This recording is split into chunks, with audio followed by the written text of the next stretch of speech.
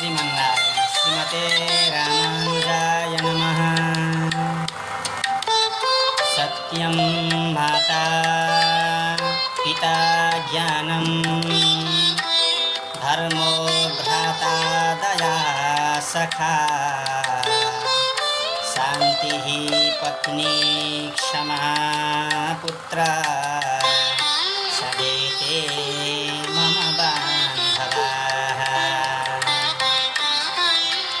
यी 6 जना मेरा बन्धु हुन्, यी 6 जना मेरा हितैषी हुन्।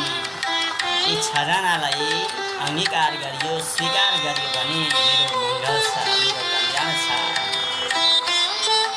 मैले मिठो बोल्नु, मैले प्रिय बोल्नु, मैले अरूको उपकार हुने बानीलाई व्यक्त गर्नु नै मेरा लागि माता समान हो।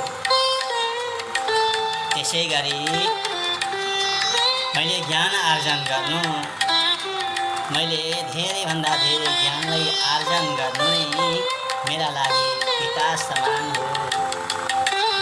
त्यसै गरी धर्मको आर्जन गर्नु, धर्मको सङ्ग्रह गर्नु, मलाई अन्तिममा मलाई चाहिने वस्तु भनेको धर्म हो।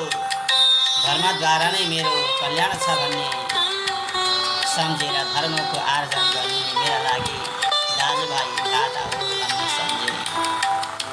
त्यसै गरी दयावान बन्नुपर्दछ, अरूका लागि दयावान बन्नुपर्दछ भन्नु नै मेरा लागि मित्र हो, सखा हो। म क्षमाशील हुनुपर्दछ, म शान्ति प्रिय हुनुपर्दछ भनेर शान्ति प्रिय हुनु नै मेरा लागि पत्नी हो, अर्धाङ्गिनी हो, अर्थात् पत्नीका लागि म श्रीमान हुँ भन्ने सम्झिनुपर्दछ।